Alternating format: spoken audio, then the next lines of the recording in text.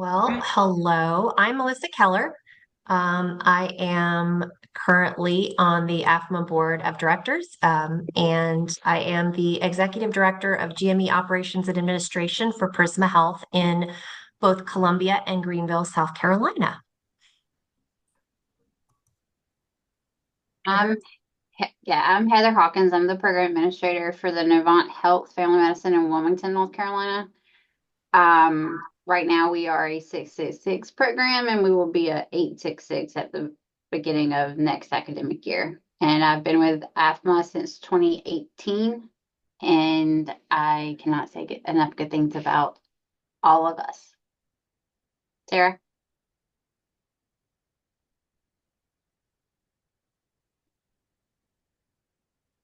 Thought I saw her. Yeah, I thought I saw her too. I see her on. I see her, yeah. Just don't hear her. Sarah, we can't hear you. She said her mic isn't working. We also have Pamela and Becky and Diane and Faye and are also board members. And so today is just going to be open conversation, questions, anything you guys want to talk about, anything you're experiencing. Just open forum to kind of break up the interview season.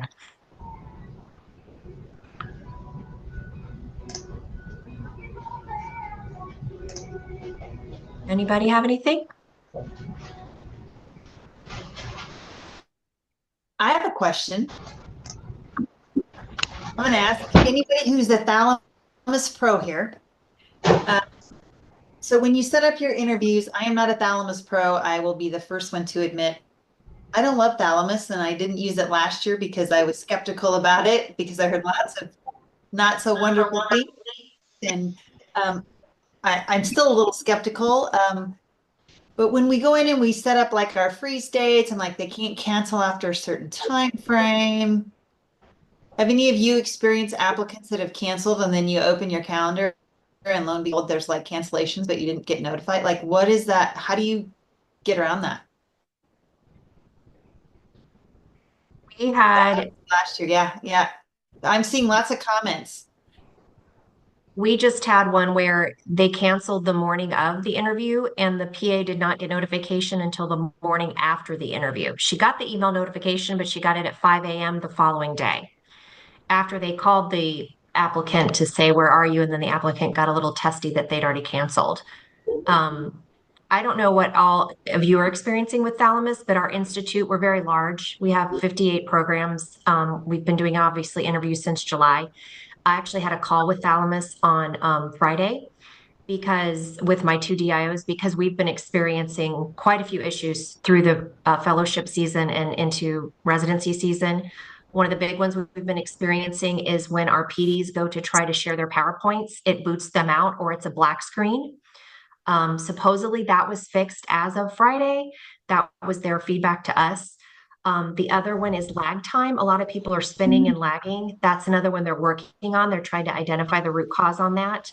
At first, they said it was things running in the background like Imprivata. And so our feedback to them was like, Imprivata, so many institutions use that. You have to be able to work around that because most of us don't have administrator rights to turn off those things, right? You have to go through your IT department and turn those off. And that's just a nightmare in and of itself. So they are working on that. Those were the big problems we had. The other problem we had were people, applicants falling out of core or cortex. And I don't know if any of you have experienced that as well, where not everyone's coming over. They want to import 40 and only 20 come over. And I'm just picking numbers, where they're noticing that there are people missing. And they are looking into that at the beginning of right when everything opened in the middle of late September, we had unscreened all our stuff in Eris for our programs, and yet Thalamus was still telling them it was screened. So every single one of the programs had to put in a ticket, which is, pretty time intensive when you think of it times 50 programs having to put in tickets to get that fixed. So we've been really vocal with Thalamus here at Prisma Health about how we've not been super satisfied this year, and it feels like this year's a lot more, there have been a lot more issues than last year. And I don't know if you guys are experiencing the same or not. So We haven't had any issues like that. We are able to share PowerPoints and things like that through Thalamus. It has been a work in progress. I think more so on my part, just because I'm technology challenged in the morning when I haven't had coffee. But and we have had, yeah, we have had a couple of applicants actually withdraw like the morning of or the night of their social, and we're not notified. So that is one of the things that, That's the frustrating. Like before, they had like you had a freeze date and they couldn't like go in and cancel stuff. And that just happened to me last week where I pulled all the files over, I'd sent everything out, I had the schedule made, and then I opened up Thalamus that morning. I'm like, wait, there's only 4 names on this list. There was 5 yesterday. And yep, then I had that's to what try and happened figure to out me. which one it was that wasn't on there anymore. It was just so frustrating. Yeah, that was what happened to me last week when I was I had proctored the entrance exam on Monday afternoon, and we had interviews on Thursday or Tuesday. And when I opened it up, everyone was there. And when I opened it up on Tuesday morning, one of them was gone. So that's an issue that Thalamus is really needs to get under control and get it fixed. So I guess if all of us are having the same issue, we can do like ticket, put in a ticket because yeah, they are pretty responsive to tickets. We've used them since COVID came a thing back in 2020, and we've not had any major issues with them. Other than sometimes if you have a like a MacBook or something, it doesn't really like MacBooks all that well. But I think they fixed that because that's typically what all of the applicants have now. So that's really the only issue that we've had. Well, I'm glad I'm I not alone. See, we had that I'm too, not feeling Pamela. so So lonely today. put in a ticket. Because that's the thing. When we mentioned that, they said they hadn't heard that issue before. So make sure you're putting in tickets for all of these just to let them know. Yeah. We also had it where it looked like somebody had canceled Pamela, but they didn't, but they weren't in the schedule. And it was a faculty member, so she knew the faculty member hadn't canceled. Super weird. I don't know. She's like, no. So yeah. I'm still skeptical. I just want the old air scheduler back, and then I wouldn't have to worry about it. It's just one more step, right?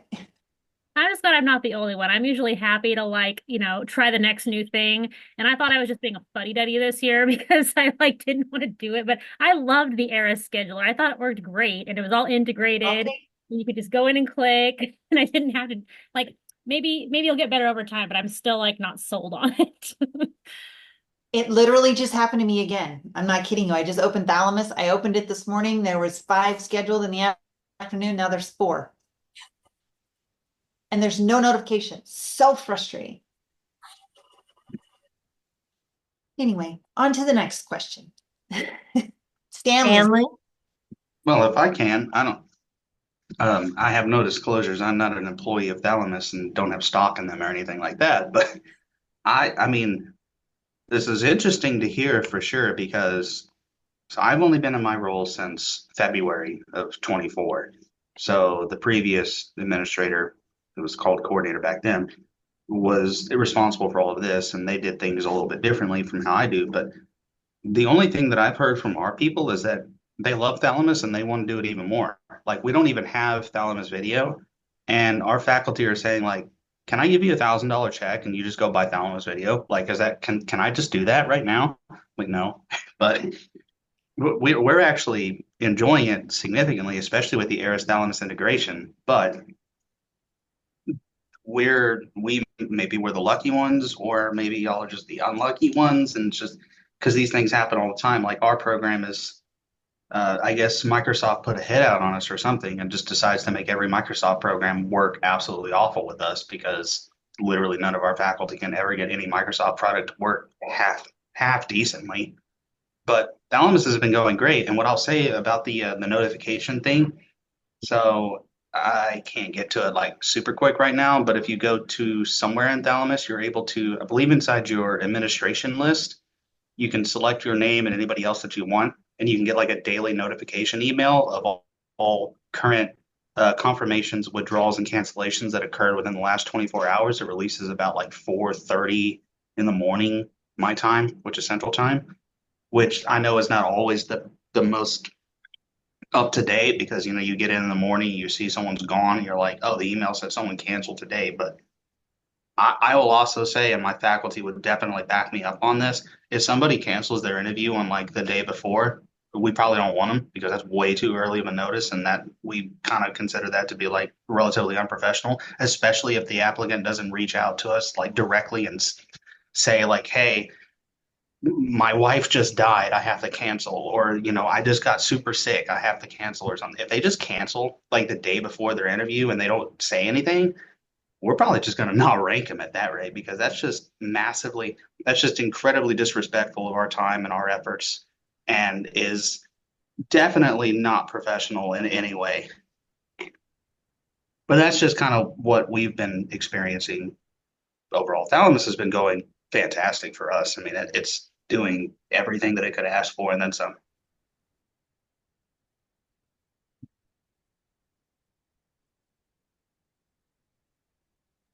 Anybody else have And anything they also want what to talk Jennifer about? said, yeah, you can go to the action log inside. You can also, if you're curious as well, you can go to the email log in the applicant list and it'll show you like everything that's been sent out, including any templates that you sent out yourself as well.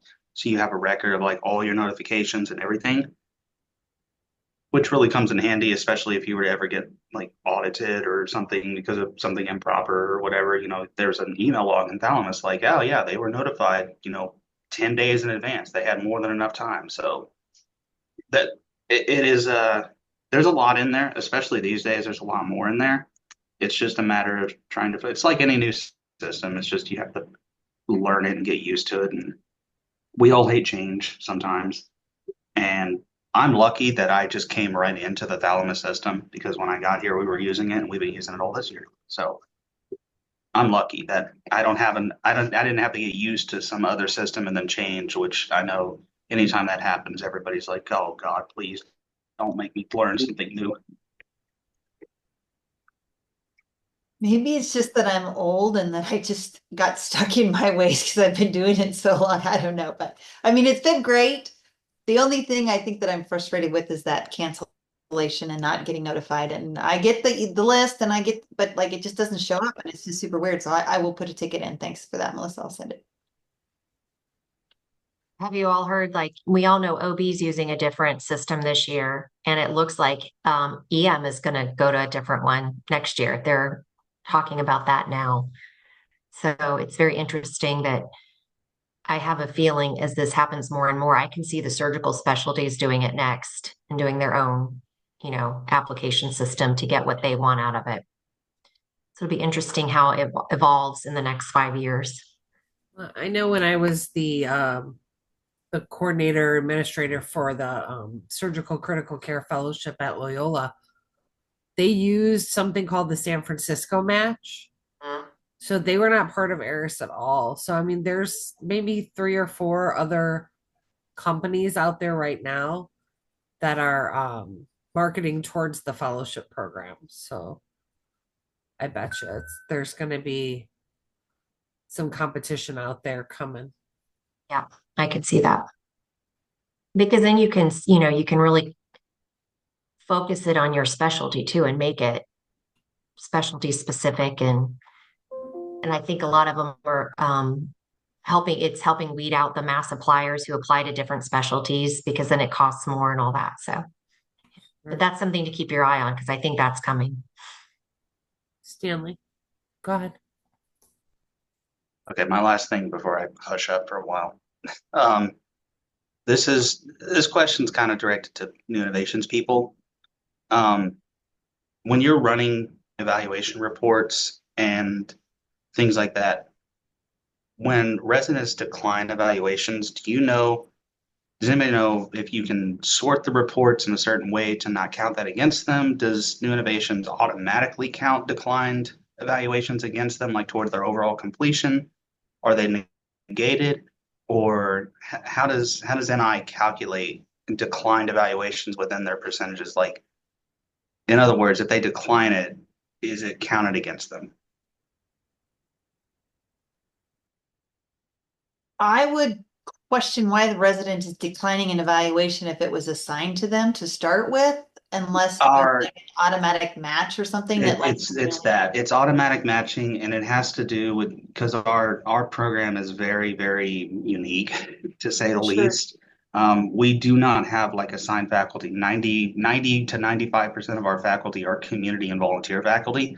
So to set them up in the system, I have to put them all on inpatient and all on OB to automatically match for those services, even though their preceptor changes week by week. So there's 5 or 6 preceptors that get assigned automatically because I don't know, the clinic's call schedule 7, 8 months in advance. So I have to put everybody down as inpatient or OB, depending on what services that they serve. And then everybody gets matched automatically. And so a lot of people will often have to decline a lot of evaluations, or like, the faculty will get the evaluations from inpatient people and are like, well, I wasn't on inpatient that month. So they have to, decline 4 or 5 evaluations. So a lot of them, our program gets a lot of declined evaluations just on that alone because we just don't have a hardcore institutional, like official faculty structure. We have 2 APDs and 2 core faculty, and that's it. And then like 12 to 15 community volunteer faculty. So we get a lot of declined evaluations naturally just based on the automatic matching. How many residents do you have? 666, but right now we're 664. Okay. I don't know that it counts against them if they mark it as not enough time. So in like declining in NET is like what Innovations calls it. I don't know that that counts against them. Not enough time, or I did not work with this person at all. I would encourage your residents that if they're not working with the person, just to mark it as not like NET or like not enough time, like they didn't work with them, instead of actually like clicking the boxes, like opening it and evaluating somebody and saying, writing in the comments box, I didn't work enough with this person. Oh yeah, no, they don't do that. They just decline it, and they usually choose, yeah, not enough time with this person. Yeah, the only other way maybe to get around that would be to set up like they're called on the fly evaluations in new innovations. So the preceptor could actually go out and select the resident that they wanted to evaluate instead of like matching things together. You could just have it open as an ongoing session, and whatever attending was working with that resident during that month could go in and select the resident and fill out the evaluation on them. And the same with the resident. We also have a lot of those set up. We have a lot of ways for the faculty to actively, actively evaluate based on it, including we're using the whatever it's called. I don't remember. It's like championed by NI though. It's like active evaluation of current something like that. I don't remember the exact word, but we do have a lot of that set up too. But we do have a lot of the automatic matching as well. And yeah, I don't know a good way to reduce the amount they get without me. I mean, I would have to be like manually creating the entire evaluation section every block, which no thanks. I just looked and it does not count on the report. So I just pulled a report. And Okay, so, for example, I had a faculty who had 7 assigned and declined 3 and completed 4. And it shows completion rate of 100% at 4. Yeah. So, Okay.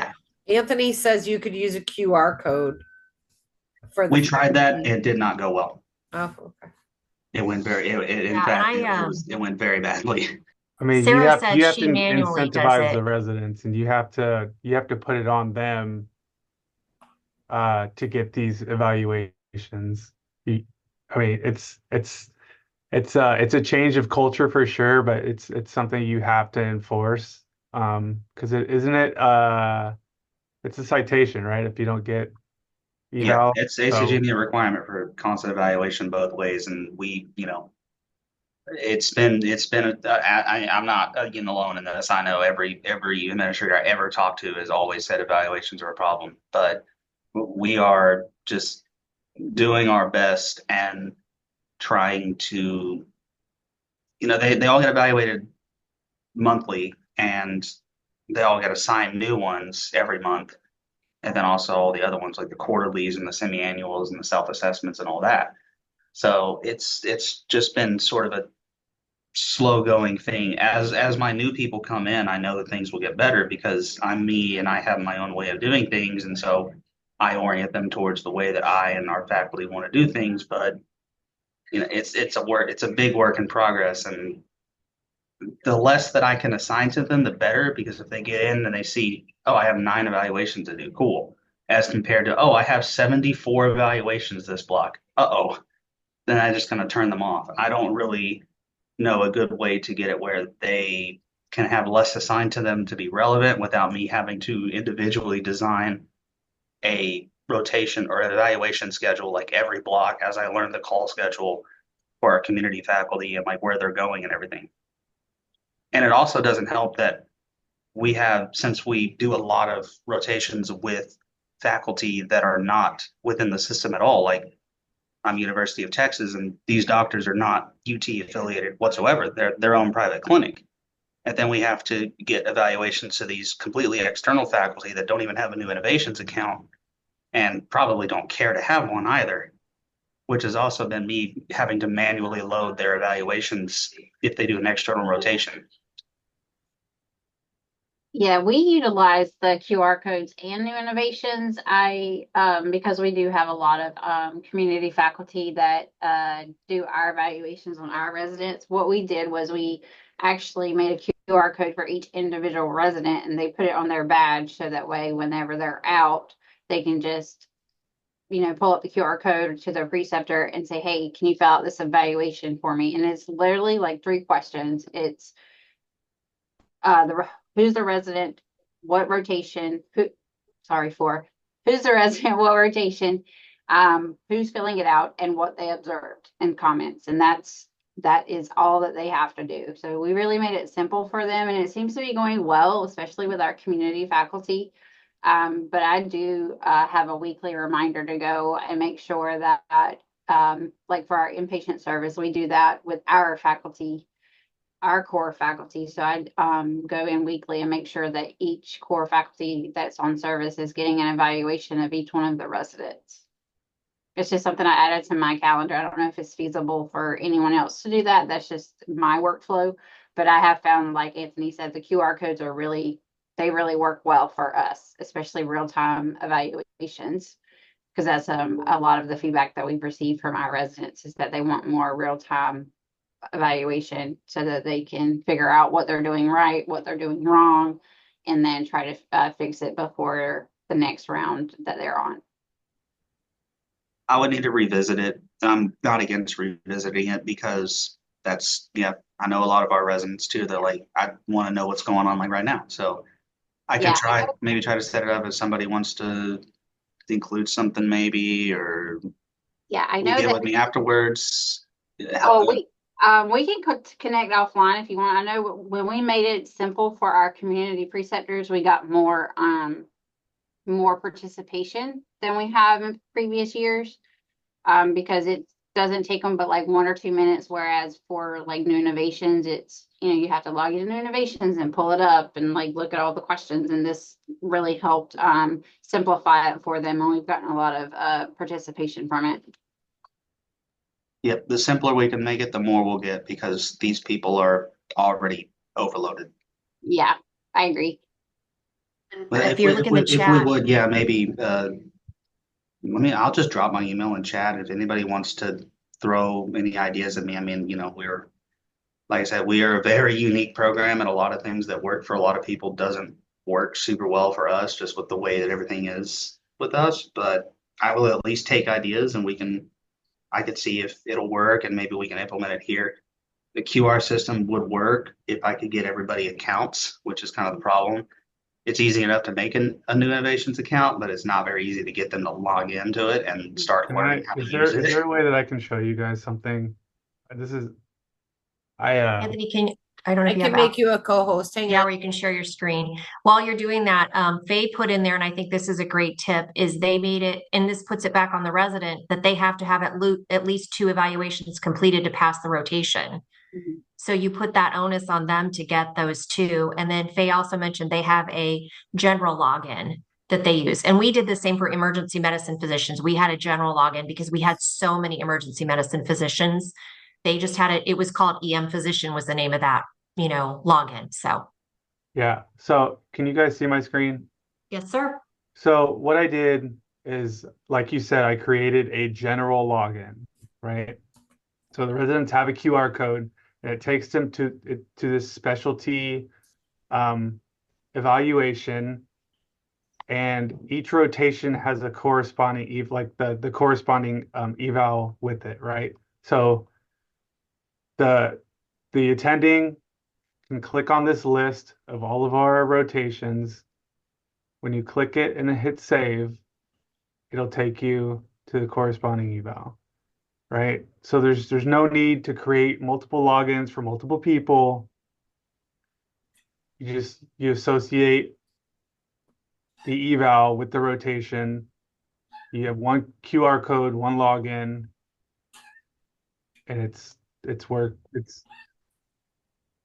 So it's worked wonders for me.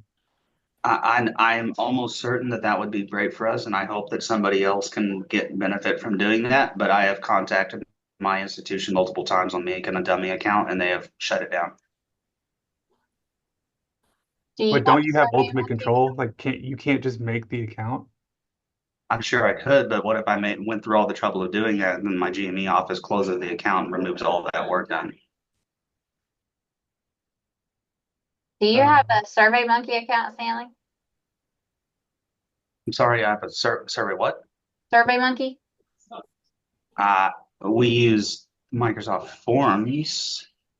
Because that's what we do our QR codes to, is we That's also what we have currently, but it still requires me to have to manually load the evaluation into the faculty members' codes or into their account so I can, there's the official record and innovations, which I am horribly behind on because that's a lot of work. But that's why I'm also trying to find an alternate way to do this because, yes, the onus needs to be on the preceptor and the resident, ultimately the resident, to get this done. And it has been a problem since our program's inception. And I'm only just coming into this with a whole bunch of different patchworks to try to get everything to work correctly for us. And it's, a little bit like the Swiss cheese metaphor, only in this case, we've made the Swiss cheese ourselves. And it's a lot, there's a lot of holes all over the place. And so we are trying to work on it. But unfortunately, a lot of the ideas that have been thrown around has been attempted here, and they either get very low input and they're not very well received by the residents or faculty, or GME does not receive the idea very well. But as of right now, that's what we do. For external faculty, we have a Microsoft Form. It's the exact same setup as the one that's in New Innovations, the same resident evaluation, but it just has to be loaded.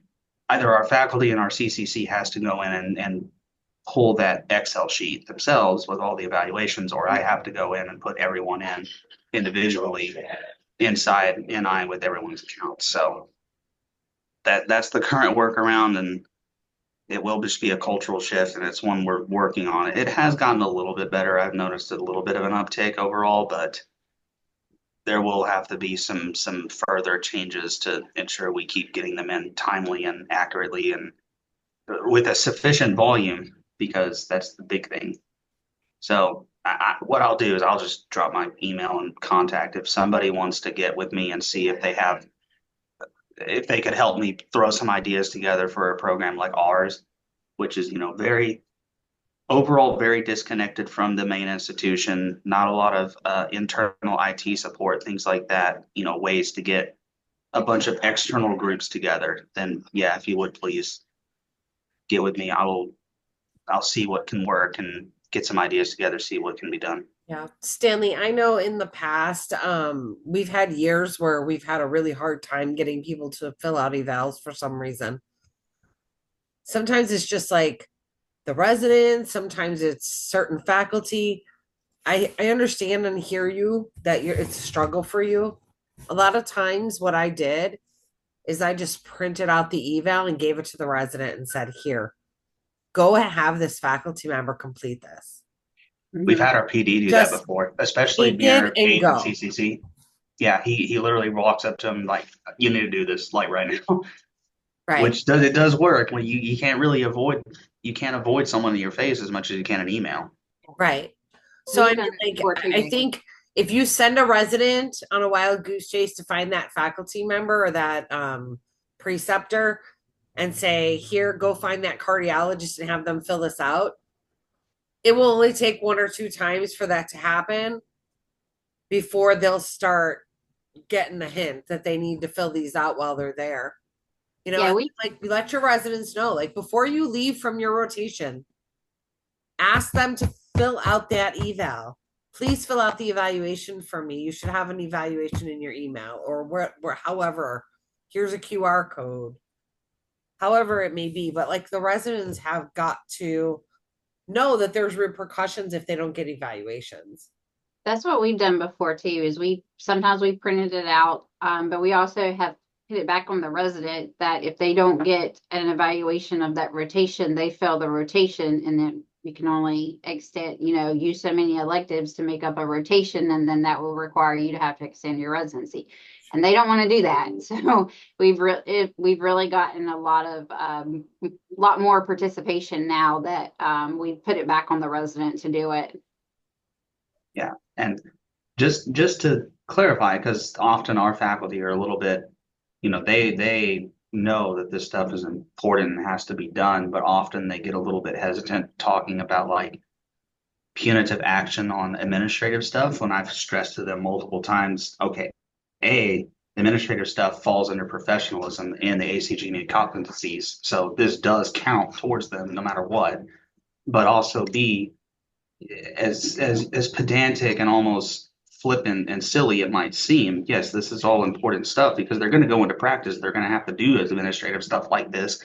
And if they can't do it in residency, when it's just a matter of their education and their competency evaluations and such, what are you going to do when PICOS or the Texas Medical Board or CLIA comes to your place and you don't get the stuff done? It's not going to be just a bunch of people getting angry at you for not doing stuff. It's going to be punitive actions or citations. So it is important. We'll continue to stress, especially myself, to faculty, that we've got to start like mentioning that this is not just, hey, if you want to feel like it, get your evaluations done. It's like, no, this has to be done. Like this literally is a part of it, and not getting it done is like not showing up to work or something. It sounds like you have a lot of struggles going on in your program right now and you're struggling to be heard. Mm-hmm. I mean, the only thing I can tell you is, first of all, do you have a mentor in AFMA? Okay. What we would love to sign you up for a mentor so that you can work through some of these issues on a one-on-one basis where you can feel heard and supported by somebody who has dealt with these issues before. If I were to get a mentor, I would want somebody that has a program similar to mine that's very community faculty heavy and, a little bit closer in my area. Well, there are definitely programs Yep. out there. We can make that happen. I promise you, we will find somebody that will mesh well with you. Actually, Diane's on here, so she's hearing you right now say that, and she helps with the mentorship assignments. Yeah, a lot of it is there's a lot to it, and I'm not saying anything that nobody else doesn't already know. I'm relatively new. I've only been here about 8 months. I've been in this hospital system for 2 years, but Sure. only been in the program for 8 months.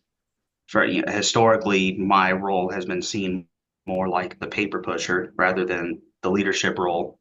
And I'm still trying to come to terms with the fact that I'm considered that. So, well, you're also still learning a lot of what, and it's also all of that, in your job, right? So, I mean, I think number one, we need to get you a mentor, somebody who can work through these things with you and kind of be your partner. Number two, I think the more knowledge you have, the more power you have. So, I mean, you in your job, the definition of a program administrator is to know the guidelines for accreditation. That is your specialty. That is what you are expected to bring to the table. So the more you know about the requirements, the more you know about the common program requirements, the specialty program requirements, the more you bring the actual verbiage to the table, to your program director, to your program administration, the leadership. the more they're going to value you and see that you know what your job is. So I would focus on that.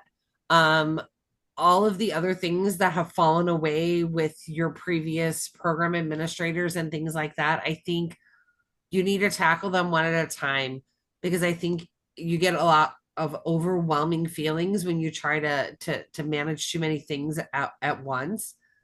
So look at the last time you guys had a clear visit. Were there any, areas of concern? Look at the last time you had a site visit. Was there any citations you need to focus on? And I think you just knock it down one at a time. But I definitely think that you need a mentor, and then you just need to like flex your education when it comes to accreditation and what the rules are. Right. And my institution's been pretty good about trying to help us go through that. And plus side, no Claire visits recently. We had an institutional one in January, but they didn't even touch us. And our last site visit was in 2021, and we had no citations and continued accreditation. So we're at least all good on that. So we've been mainly using the ACGME residency faculty survey yearly and using that as our guidelines to try to improve. And there's been good progress on a lot of stuff so far. It's one at a time, of course. And that is my other issue, is I want to tackle every problem at once. Yeah. And so because I come in and I get all these things that need to be solved, and you get a little bit of movement here, a little bit of movement there, something happens here, you talk to this person, 3 months later, you hear nothing back, and you're like, what was I doing? What was this? And then you completely forgot everything. Yeah, which doesn't help. It doesn't help, because that's the way my mind works. It flips between 7 different things at once, which I'm sure I'm not alone in. Nope. I connect my job to that little swirly slide at the park, right? Like I just get on the slide and I just keep spinning around in circles all day long. Yeah, that is exactly right.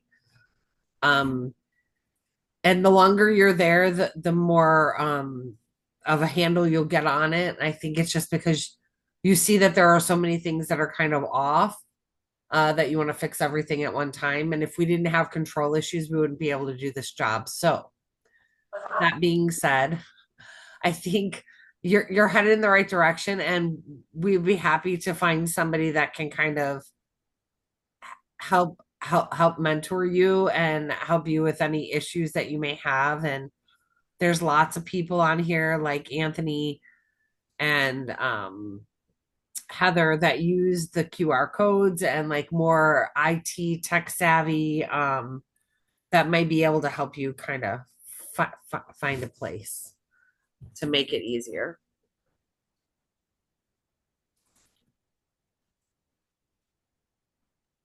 Well, I've taken 40 minutes of this, so I'll let somebody else talk. That's what we're here for. Don't feel bad.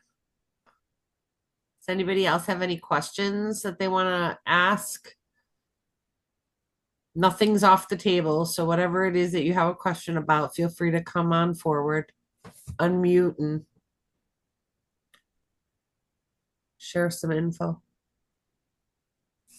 Nobody else has one. I'll just ask another question. We'll see what happens.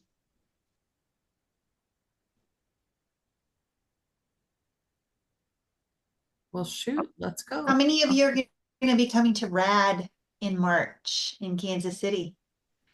Put your hands up if you're coming to RAD. It's going to be a great. And how many of you, if you need to apply for scholarship, make sure you get that submitted. That was sent out to all of you on the listserv. I'm keeping track of all of those names, so please, if you need a scholarship and you want to come to RAD and your institution will not help you get there, apply through AFMA, and we would love to help you to get to RAD to participate and learn all the awesome things that we're willing to share with all of you. That's my plug.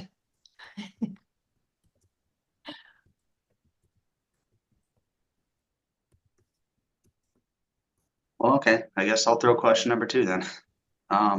Or 5 or 9 or wherever I am now. So this is regards, if you want to pull it up, I don't remember what page it's on, but it's about residents being involved inside clinical meetings, business meetings, and quality related stuff like that. I'm just going to read it directly just so everyone knows what I'm talking about. Quotes, residents must attend regular FMP business meetings with staff and faculty members to discuss practice-related policies and procedures, business and service goals, and practice efficiency and quality. And then they also stipulate that they should include clinical quality reports and data on their panel and quality data and stuff like that. So, how do some of your other programs handle getting residents in with these meetings, given their schedules? Um, what is a good number to try to achieve? Like, does it have to be literally all residents? Can you just do like quarterly meetings with certain classes or certain people? Is just the chief resident alone being there sufficient enough, or should all residents be included? How do we normally try to handle getting a sufficient number of residents involved with the clinical business meetings and quality meetings to, excuse me, try to ensure that they're appropriately involved with the clinic that they work in, and then also not overwhelm them with clinical meetings and things like that. Our clinic manager came to our didactics once a quarter and did a practice update with them and went over quality numbers, went over she did a great job. She treated them like they were hired physicians. And even when the physicians were getting their bonus, she would tell them what kind of bonus they would have gotten had they been a practicing physician, to kind of give them an idea of like what kind of quality metrics the physicians, the attendings were being measured against if they, once they graduate. So she talked about how many of their patients, that were suggested for mammograms, completed mammograms, and how many did colonoscopies, and how many, how their panels were looking breakdown wise, and treated it like a business meeting. And since our faculty all practice in that same practice, they were present as well. And that's how we hit that mark for the practice managed stuff. Yeah, we do monthly quality meetings, and certain residents that are on certain rotations, like our CFMC and HSM rotations, that's part of the goals and objectives. They're required to attend those. But we have weekly faculty meetings that the chief residents come to, and then we go over things in that, and then they take it back to the residents to get their opinion. And we also have one faculty per month that is dedicated to our clinical administrator to bring things forth. And then we have monthly all staff meetings as well to go over anything like that, like presenting all the quality metrics again if they miss quality meeting, and making sure we're hitting those benchmarks too. I always say residency is like an onion. There's layers, and it can either be flavorful or it can make you cry. We try and make it flavorful. And my last program, how they set it up, there was the hospital quality side, but there's also the clinic quality side of things. So a lot of the metrics were done at the monthly all staff meetings. And then they're also up, a lot of the metrics were up, like how the clinic was doing on those metrics overall within an area within the clinic. But then on the hospital side, because you need to also have that piece, we had the residents choose quality committees within the hospital they could be on. And then they would bring that back. One of our faculty members had this overall meeting where all of those representatives then came back, and they were talking about that in it was like one of our PEC subcommittees actually, and did it that way. And then to build it into the schedules, we did a spreadsheet of when each of these quality meetings met. And then we had the clinic build it into the schedule. So if it was from 1 to 2, but clinic started at 1:30, it was going to be a late start that day. And they had a champion with one of their check-in folks that would make sure that the people that were signed up were buffered from that time. So we found partners within the clinic to help us with navigating that. I don't know if that's helpful. Yeah, We have our chiefs assign specific residents to our hospital committee meetings, which are fortunately held, I believe, either quarterly or bi-monthly or something, but they're held at like between 6 and 7:30 or something. So it's completely out of everything. And then we just have the chiefs assign random residents to each quality and / hospital committee. So, MRUR, surgery, primary care medicine, blah, blah, blah, all of those. And then as for follow-up, I don't know about that. We'd have to look into that and try to help the residents get more out of it than just attending it. But to my knowledge, that's as much as involvement as they get, is that they're just assigned to these hospital committee meetings. And we make sure that we alternate the assignments so everybody is getting every committee at some point or another. Any way to improve that would also be welcome, because it's also something I don't know a whole lot about. Now, our scheduling is at least good enough because, like I said, they're late at night. They're like between 5 and 7 o'clock. So usually they're off the rotations unless they're on inpatient or OB, or nights. Yeah, I know for us in our program, we do it each year. We'll have the chiefs assign, like for the third years that are graduating, we'll have the chiefs ask, and then they'll volunteer residents if we do not get participation. And then we've started weekly at our huddles going over. We have a huddle every Friday before didactics, and it has each committee on it and who's assigned. So if we know there's been a meeting, we just point to the name and say, hey, what did you learn? You know, that way everybody kind of gets the same information and it's being dispersed. But we do, like I said, the third years upon graduation, they, the new chiefs assign different residents to committees.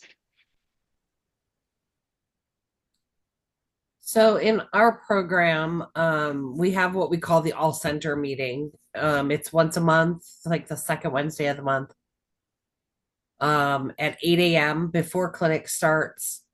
Everyone from nursing staff, front desk staff, residents, all faculty are expected to be at that meeting, where our clinic director will go over RVUs for every resident and faculty. They go over how many patient visits they had, what percentage of their patient panel were no-shows, things like that. We talk about clinic policy. We talk about anything to do with clinic. Do we have issues with front desk staff and how they're scheduling patients, how they're answering phones, nursing staff, how they're doing things. We go through all of the different systems in the clinic. They go over all the practice management stuff that they would need to know, such as like what Faye said, like bonuses, things like that.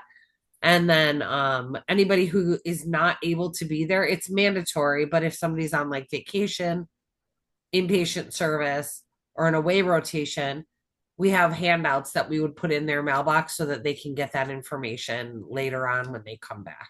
So that's how we kind of manage that portion of the. So even if they're not able to physically attend for whatever reason, if the residents were given like the meeting minutes or agenda or anything, that would at least be a start to start giving some details.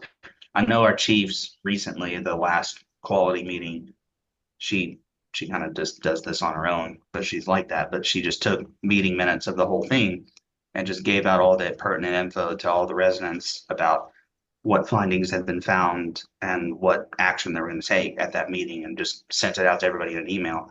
And I got it too, and that's the only reason I even know it happened, which of course I didn't understand most of it, but I at least know the information's getting sent out there. So that's at least a good start. Yeah, I mean, it meets the requirement if they're not able to be present. And like a big part of that is making sure that QI piece gets involved also. I know I just recently had a clear visit. They want us to be more integrated with the QI stuff. Much so. So when our residents put in like what we call an origami, would be like a risk management issue, whether it be inpatient or outpatient, our quality and safety department flags that as a resident situation. Like either we put it in or it was about one of our patients. And they will come at the end of our all center meeting. We'll just dismiss the front desk and nursing staff and leave the residents and faculty in the room. And then our quality and patient safety people will go over any like issues that were brought up about patient care or quality or safety, and they'll go over it one-on-one with us. so that we're getting direct feedback from quality and patient safety. So that actually meets a measure also. Pay close attention to this because what Becky said is what's coming in the new requirements. Yeah. So if you read the new requirements that were open for comment, it is very much formed by the former clear visits, and it's going to be very quality and safety focused, and much more resident involvement and integration into quality. So yeah, try to get creative as much as you can, because I think it's gonna just pick up more tempo in the next year.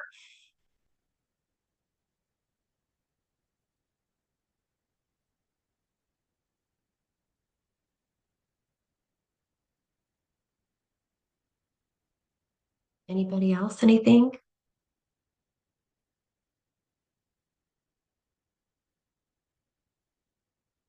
How are interviews going? Everybody in the thick of it?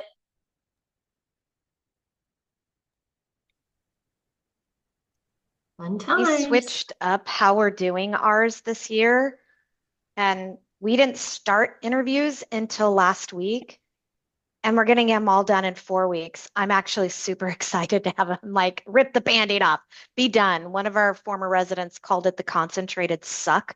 Did that too, yeah. I just was I'm talking so about excited. that to my program director. I'm like, we do these from like October clear into December, and we do it like once or twice a week. And I'm like, can we just do 10, like 2 solid weeks of just nothing but We did, interviews? yeah. These same people. We're focused. Yes, it's mind sucking, and yes, it's the big suck, but we would just get it over with. And I think I have them convinced to next year just do like a block You don't forget of people, 2 weeks, Pamela. That's the nice thing. Because when you right? interview for that long, somebody you interview back in October, unless they were like a superstar, you're like, who was that again? But when you do Right. it constantly, you don't forget people. It's That's what I want. my I'm all faculty, about it. they pushed back at first and then they loved it. And so we set those, we did 3 weeks, and we set those like in June. We set, we kept like at the end of, we kept, setting them, and boy, they really like it now. Cause then their schedules are cleared. They don't have to think about it. They just focus on interviews. I love it. I'm going to keep pushing for it next year. Anybody doing hybrid interviews? We're doing hybrid. I'm curious. We have a half day this week of in person. I'm curious. Not as many people signed up. Like only half of what we offered signed up. So we'll see. My curiosity with that, Faye, and I know that so many of us have talked about this, is that like the ACGME and like the AV, everybody is like encouraging you to do one or the other and not the hybrid. And my question to you is, how is that not biased from your program's perspective, in that are you offering all applicants the opportunity to come and interview in person and they're just choosing not to? And then how is it different in person versus how would there not be a bias, would be my question. So From one of we did offer it to all on that one. Is they could choose. So when we sent out our invites, we offered they could choose which type they wanted to do. The other thing we did is we set up the day similar to what we would do on virtual. The only difference is we put 5 minutes in between each session so they could walk from room to room and maybe take a quick breath. But we kept all the scoring the same. And we kept, this year, what was really interesting is our team put together and are doing a group project even in the virtual world. So we're getting to see that virtually observed as well as in person. So that's how we're trying to reduce it, is keeping all the scoring, all of that, even the day and how it's laid out the same. The only difference for us was we added, because there is no direct flight to us. We're 5 hours north of San Francisco and 4 hours away from Medford, Oregon. So we offered for anybody who wanted to come and do it, we would pay up to 2 hotel nights for them on that one. We built it into our budget for that. That was the only thing I think you could say there's some bias, but everybody had the opportunity.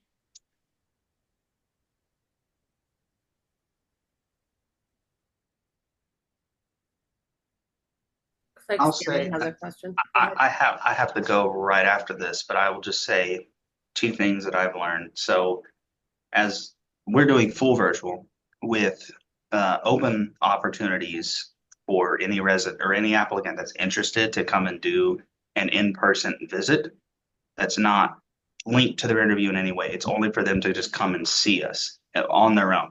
It doesn't affect their interview score in any way. They're not interviewed during their visit, nothing like that. Now, because of budget, we can't give them any housing or anything like that, but we only have virtual only, and we offer the opportunity for people to come and visit, to get a tour of the area and the community as well on a day, which all of our faculty are, they're willing to do that, and we have a program director that can make their schedule free for that.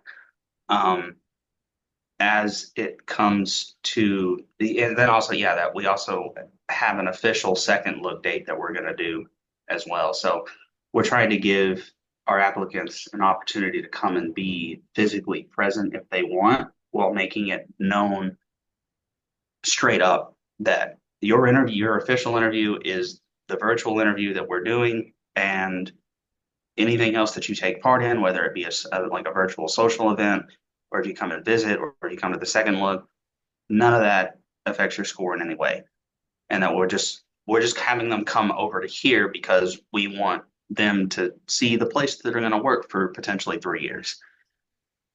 That we've been doing it, and also just because we're a relatively low budget program that got absolutely shafted in our budget this year as it is. So we don't have the money to even be offering these kinds of things. We were lucky to get the money that we did for our second look events.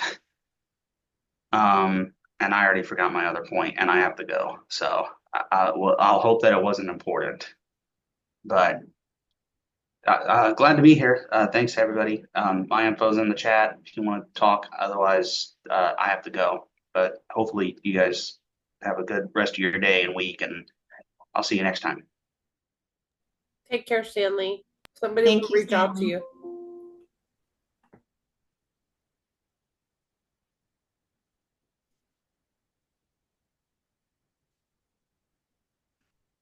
Anybody else have any other questions? We're gonna wrap up here. It's 1 o'clock Central Time.